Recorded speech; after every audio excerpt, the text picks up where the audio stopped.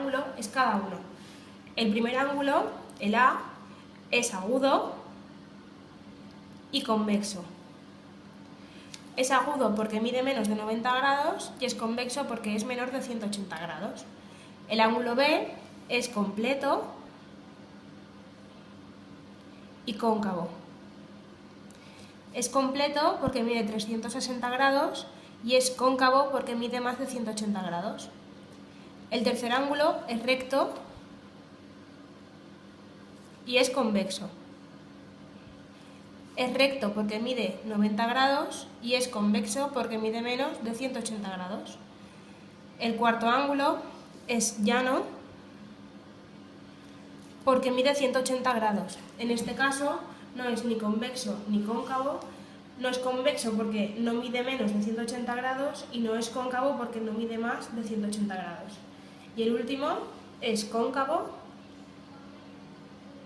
porque mide más de 180 grados y un error muy común es decir que es obtuso. No es obtuso porque mide más de 180 grados. Un ángulo obtuso va de 91 grados a 180 y en este caso mide más de 180 grados.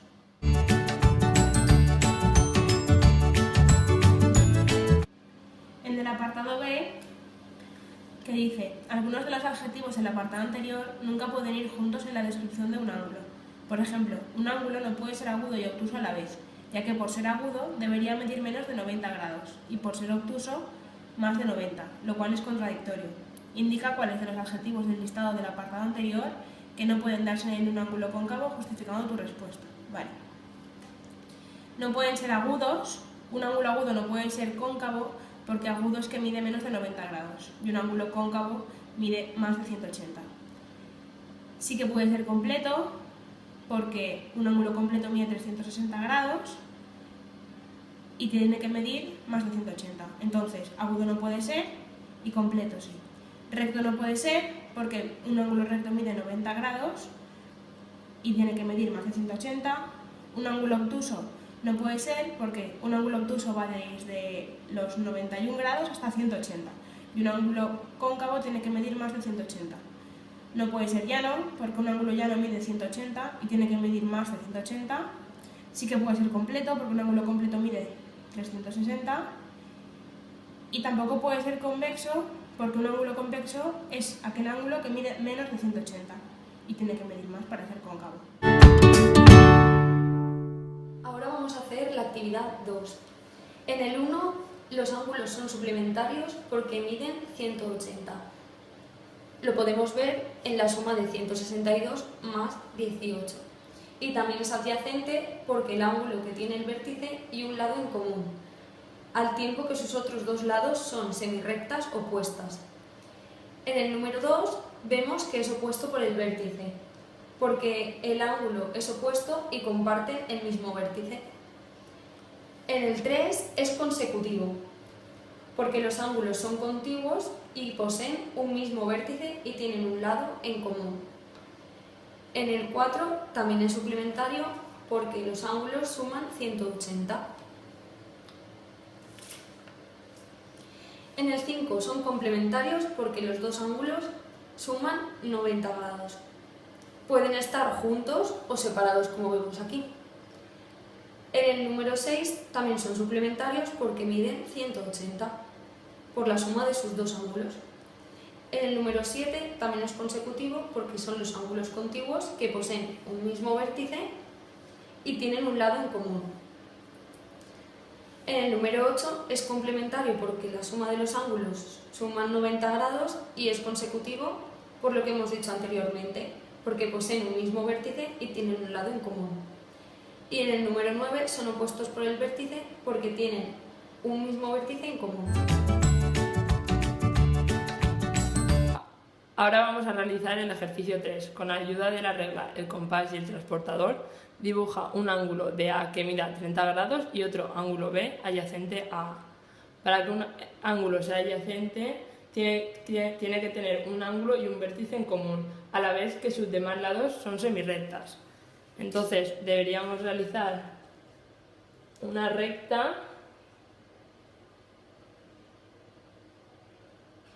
con su vértice en común y su ángulo. Entonces aquí debería haber una semirrecta. Para ello utilizamos el transportador y medimos 30 grados.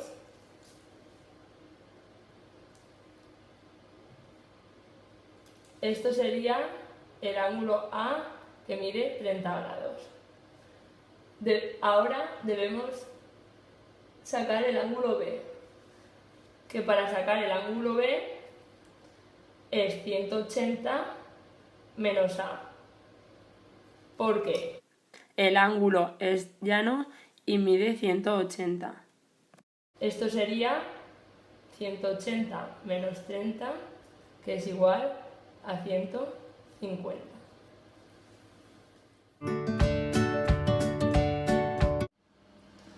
Vamos a realizar el ejercicio 3, el apartado 2, que dice: traza las bisectrices de A y B. ¿Cuánto mide el ángulo que forman? Para calcular la bisectriz ponemos un arco así, lo vamos a poner más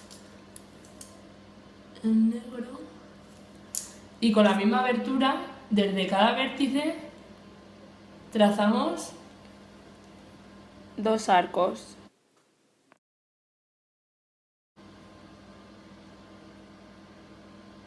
Así.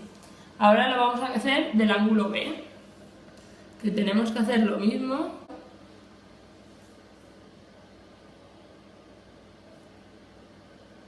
Pero para calcular este, como es un ángulo obtuso, tenemos que ampliar un poco la abertura del compás. Trazamos otra vez desde los 2 vértices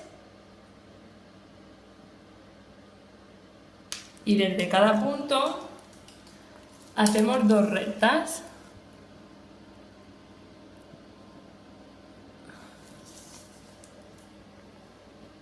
En el punto que se junten.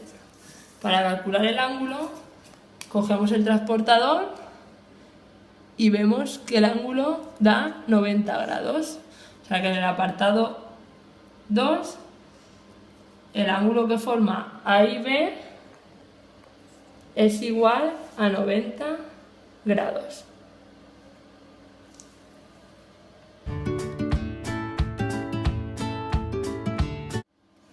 En el apartado 3 dice: el ángulo formado por la bisectrices medirá lo mismo para cualquier pareja de ángulos adyacentes, justifica la respuesta. Esto es verdadero, porque la definición de bisectriz es que divide el ángulo en 2 partes iguales. Entonces, como este es el ángulo A y este es el ángulo B, será A partido de 2, porque como lo divide en 2 partes iguales, más B partido de 2.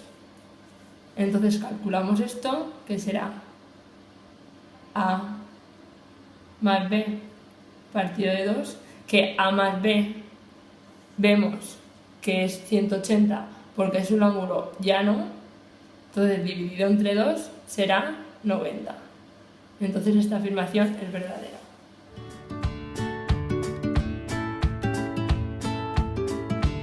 Vamos con el ejercicio 4, que nos dice si las siguientes afirmaciones son verdaderas o falsas.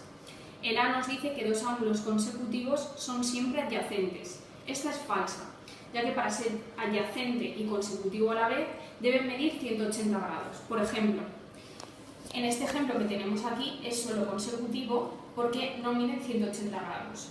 Y el que tenemos aquí es consecutivo más adyacente porque sí que miden 180 grados. Ahora vamos al B, que dice que la suma de 2 ángulos agudos nunca será un ángulo llano. Este es verdadero, ya que los ángulos agudos son menores de 90 grados y por esta razón no llegará nunca a sumar 180 grados.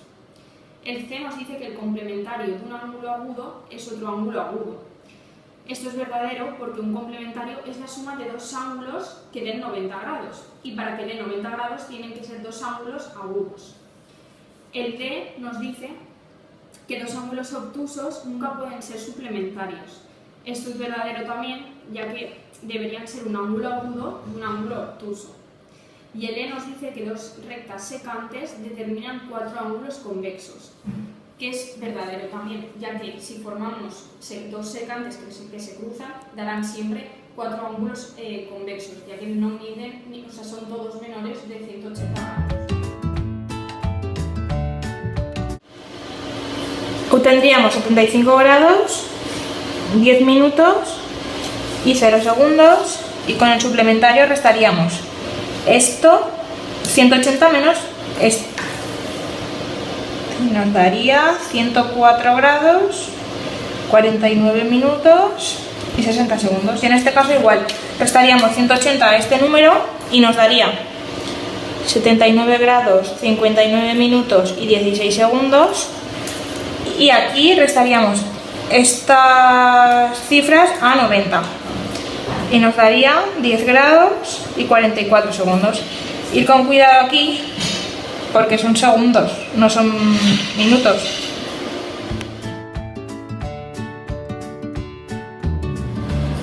Para finalizar vamos a hacer el ejercicio 6, que dice: las rectas del dibujo representan dos carreteras.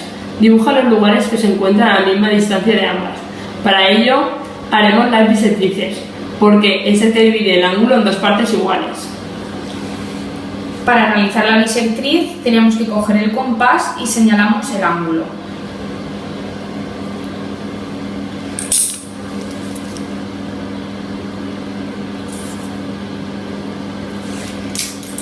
Y con la misma amplitud del compás señalamos dos marcas en cada uno de los dos ángulos.